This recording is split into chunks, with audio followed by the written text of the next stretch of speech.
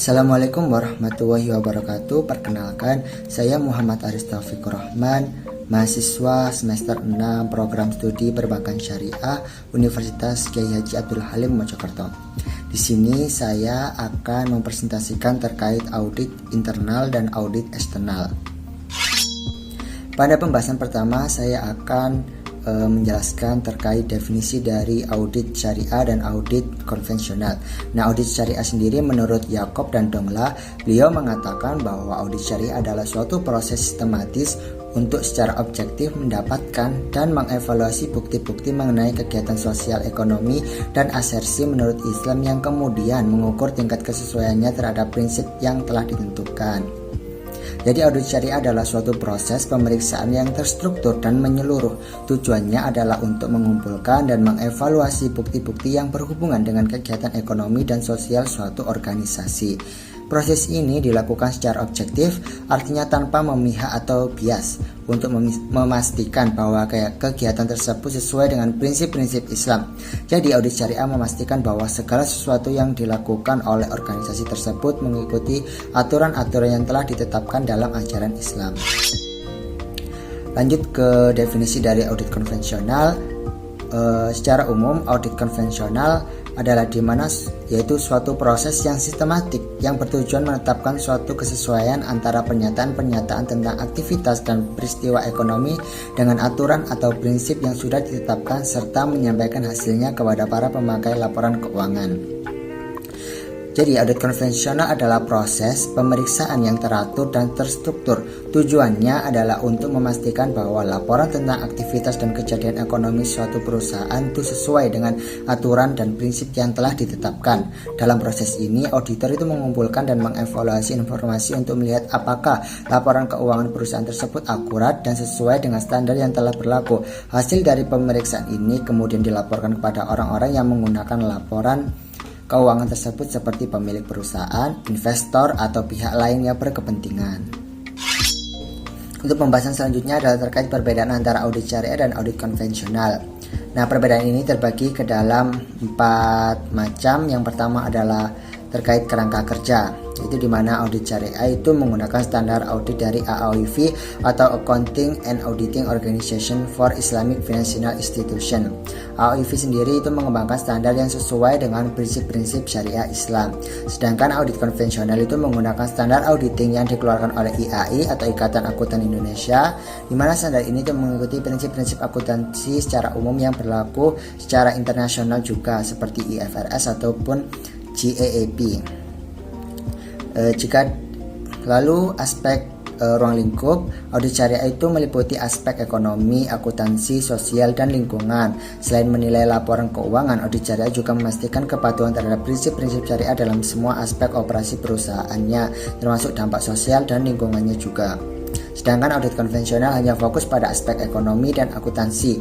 Tujuannya adalah untuk memastikan bahwa laporan keuangan akurat dan sesuai dengan standar akuntansi yang berlaku tanpa mempertimbangkan dampak sosial ataupun kepatuhan terhadap prinsip syariah. Aspek yang ketiga adalah terkait kualifikasi auditor, di mana audit syariah itu dilakukan oleh auditor yang memiliki sertifikasi akuntansi syariah atau SAS. Auditor harus memiliki pengetahuan mendalam tentang prinsip-prinsip syariah selain keahlian akuntansinya. Sedangkan audit konvensional dilakukan oleh auditor umum yang tidak memerlukan sertifikasi khusus dalam akuntansi syariah. Auditor cukup memiliki kualifikasi umum sebagai auditor profesional. Terus aspek yang keempat adalah terkait independensi, di mana audit syariah itu auditor harus mematuhi ilmu syariah dan prinsip audit. Ini berarti auditor harus menjaga independensi sambil memastikan kepatuhan terhadap hukum dan etika Islam. Sedangkan audit konvensional, auditor harus mematuhi prinsip-prinsip ilmu audit untuk menjaga independensi. Fokusnya adalah memastikan bahwa audit dilakukan secara objektif dan tidak dipengaruhi oleh kepentingan manajemen ataupun pihak lain. Pada pembahasan selanjutnya adalah terkait perbedaan antara audit internal dan audit eksternal. Nah, perbedaan ini dibedakan dalam 3 aspek, yaitu dasar filosofi, ruang lingkup, dan tujuan. Aspek pertama adalah terkait dasar filosofi. Dari dasar filosofi, audit internal itu bertujuan membantu manajemen perusahaan memperkuat kontrol internal dan meningkatkan efisiensi serta efektivitas operasional. Auditor internal bekerja untuk memastikan bahwa tujuan perusahaan tercapai dengan meminimalkan risiko dan memaksimalkan efisiensi. Sedangkan audit eksternal itu bertujuan untuk memberikan opini independen tentang kebenaran dan kewajaran laporan keuangan perusahaan kepada pihak luar. Auditor eksternal bekerja secara independen, tidak terikat dengan perusahaan untuk menilai laporan keuangan sesuai dengan standar akuntansi. Aspek kedua adalah terkait ruang lingkup. Dari aspek ruang lingkup, audit internal itu fokus pada evaluasi proses internal, manajemen risiko, kepatuhan, dan efektivitas operasional perusahaan. Auditor internal memeriksa berbagai aspek operasional perusahaan untuk memastikan kontrol internal berjalan baik dan kebijakan serta prosedur diikuti. Sedangkan audit eksternal fokus pada penilaian kebenaran dan kewajaran laporan keuangan. Auditor eksternal memeriksa laporan keuangan untuk memberikan opini independen tentang keakuratannya dengan fokus pada analisis dan pengujian kontrol keuangan. Aspek yang ketiga atau yang terakhir yaitu tentang tujuan, di mana audit internal itu bertujuan mengevaluasi efektivitas dan efisiensi operasional perusahaan serta memanajemen risiko. Mereka membantu perusahaan meningkatkan proses internal mereka. Sedangkan audit eksternal itu bertujuan memberikan opini tentang kebenaran dan kewajaran laporan keuangan kepada pihak luar seperti investor dan kreditur agar mereka bisa membuat keputusan berdasarkan laporan keuangan yang dapat dipercaya. Pembahasan selanjutnya adalah terkait karakteristik atau ciri-ciri dari audit syariah dan audit konvensional. Nah, karakteristik dari audit syariah yang pertama adalah kepatuhan syariah, yaitu memastikan semua aktivitas dan transaksi perusahaan sesuai dengan prinsip-prinsip Islam seperti larangan terhadap riba atau bunga, maisir atau perjudian, gharar atau ketidakpastian, dan lainnya. Karakteristik yang kedua adalah transparansi dan keterbukaan, yaitu menekankan pentingnya transparansi dan keterbukaan dalam semua aktivitas perusahaan termasuk aspek keuangan, investasi, dan operasional untuk memastikan tidak ada praktik yang bertentangan dengan prinsip-prinsip Islam. Yang ketiga adalah pemeriksaan etika dan akhlak. Auditor syariah tidak hanya menilai kepatuhan terhadap aturan syariah, tetapi juga memeriksa etika dan akhlak dalam semua aktivitas perusahaan. Yang keempat yaitu keberlanjutan dan kepatuhan. Tidak hanya fokus pada kepatuhan saja terhadap prinsip-prinsip syariah, tetapi juga harus memeriksa apakah kepatuhan tersebut akan terus berlanjut di masa mendatang. Karakteristik yang kelima yaitu terkait konsultasi dengan otoritas keagamaan. Auditor syariah dapat berkonsultasi dengan otoritas keagamaan atau ahli syariah untuk mendapatkan pandangan dan interpretasi yang lebih mendalam tentang prinsip-prinsip syariah terkait aktivitas perusahaan. Selanjutnya adalah terkait karakteristik audit konvensional, yaitu karakteristik yang pertama adalah kebenaran dan kewajaran, di mana tujuan utamanya adalah untuk memastikan laporan keuangan perusahaan akurat dan sesuai dengan standar akuntansi yang berlaku. Auditor memeriksa informasi keuangan untuk memastikan kebenarannya. Karakteristik yang kedua adalah standar akuntansi. Audit ini mengikuti standar akuntansi seperti International Financial Reporting Standard atau IFRS atau Generally Accepted Accounting Principle atau GAAP. Auditor menggunakan pedoman dan prosedur dari standar ini untuk melakukan audit. Karakteristik yang ketiga adalah pengendalian internal. Auditor juga menilai efektivitas pengendalian internal perusahaan walaupun ini bukan fokus utama. Mereka memeriksa bagaimana perusahaan melindungi aset, memastikan transaksi akurat, dan mengurangi risiko kesalahan atau penyalahgunaan. Karakteristik yang keempat adalah objektivitas dan independensi. Auditor harus tetap objektif dan independen dari manajemen perusahaan. Mereka bekerja tanpa pengaruh dari pihak lain untuk memastikan hasil audit tidak bias dan benar-benar objektif. Dan karakteristik yang terakhir adalah pelaporan hasil, yaitu hasil audit disampaikan dalam bentuk opini auditor tentang kebenaran dan kewajaran laporan keuangan perusahaan. Nah, dari semua itu dapat disimpulkan bahwa audit syariah itu bertujuan untuk memberikan keyakinan kepada pihak luar bahwa perusahaan beroperasi sesuai dengan prinsip-prinsip syariah Islam, sedangkan audit konvensional bertujuan untuk memberikan keyakinan kepada pihak luar seperti investor, kreditur, dan regulator bahwa laporan keuangan perusahaan adalah representasi yang akurat dari kondisi keuangan dan hasil operasi perusahaan. Untuk pembahasan selanjutnya adalah terkait standar auditing. Standar auditing adalah pedoman umum bagi auditor dalam melaksanakan auditnya. Nah, standar ini itu terdiri dari 3 kelompok besar, yaitu standar umum, standar pekerjaan lapangan, dan standar pelaporan. Standar yang ada dalam standar umum yaitu yang pertama adalah audit harus dilakukan oleh auditor yang memiliki keahlian dan pelatihan teknis yang memadai. Yang kedua, auditor harus menjaga sikap independen dalam semua hal yang berhubungan dengan audit. Dan yang ketiga adalah auditor harus menggunakan kemahiran profesionalnya dengan cermat dan teliti dalam pelaksanaan audit dan penyusunan laporan. Terus standar-standar yang harus ada dalam standar pekerjaan lapangan. Yang pertama adalah pekerjaan harus direncanakan dengan baik dan asisten harus diawasi dengan semestinya.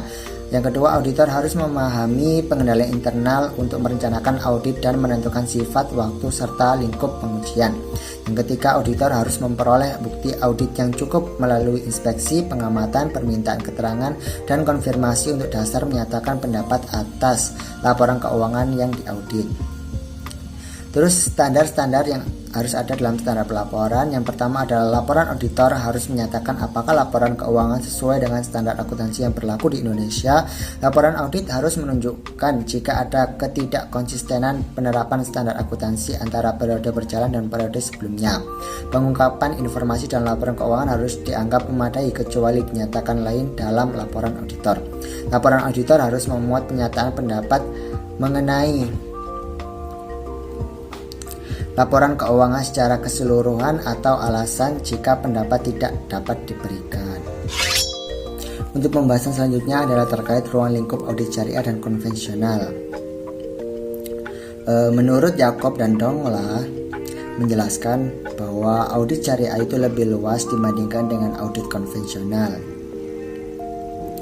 Hal ini dinyatakan dikarenakan lingkup audit syariah itu bukan hanya terkait aktivitas ekonomi dan laporan keuangan manajemen, namun juga mengaitkan pengaruh sosial dan lingkungan dalam proses pengauditannya.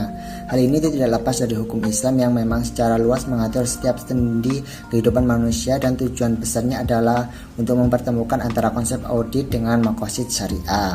Nah, sedangkan audit konvensional sendiri itu lebih fokus pada aktivitas ekonomi dan laporan keuangan manajemen tanpa mempertimbangkan aspek sosial dan hukum Islam. Lanjut ke pembahasan yang terakhir adalah terkait landasan atau pedoman OJK bagi audit syariah dan konvensional. Otoritas Jasa Keuangan atau OJK mengeluarkan berbagai peraturan dan kebijakan untuk mengatur praktek audit serta pengungkapan informasi di lembaga keuangan tersebut. Nah, tujuan dari pedoman OJK ini sendiri yaitu yang pertama adalah menjaga kepercayaan demi memastikan praktek audit dilakukan dengan standar yang tinggi dan informasi yang disampaikan akurat, transparan, dan dapat dipercaya.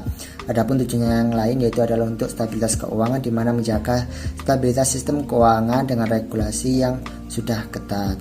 Nah, pedoman OJK bagi audit syariah itu tertuang dalam peraturan nomor 51 garing PEOJK.03 2017 yang mengatur penerapan GCG untuk perusahaan pembiayaan bank umum syariah dan unit usaha syariah, termasuk persyaratan audit dan pengungkapan informasi yang sesuai dengan prinsip-prinsip syariah. Sedangkan pedoman OJK bagi audit konvensional itu terdapat 4 peraturan. Yang peraturan pertama adalah peraturan nomor 13 POJK.03/2017 yang mengatur tata kelola perusahaan yang baik bagi lembaga jasa keuangan non syariah, termasuk persyaratan audit dan pengungkapan informasi. Terus adapun yang kedua adalah peraturan nomor 30/POJK.05/2014 yang mengatur tata kelola perusahaan yang baik bagi perusahaan asuransi, termasuk persyaratan audit dan pengungkapan informasi.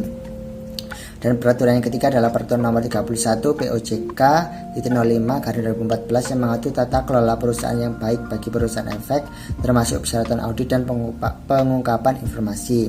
Dan peraturan yang terakhir adalah peraturan nomor 32/POJK.05/2014 yang mengatur tata kelola perusahaan yang baik bagi bank umum, termasuk persyaratan audit dan pengungkapan informasi. Dengan pedoman ini, OJK memastikan bahwa audit syariah maupun audit konvensional dilakukan sesuai dengan standar yang berlaku untuk menjaga integritas dan kepercayaan dalam sistem keuangan. Sekian presentasi dari saya terkait materi audit internal dan audit eksternal. Atas kurang dan lebihnya saya mohon maaf yang sebesar-besarnya. Assalamualaikum warahmatullahi wabarakatuh.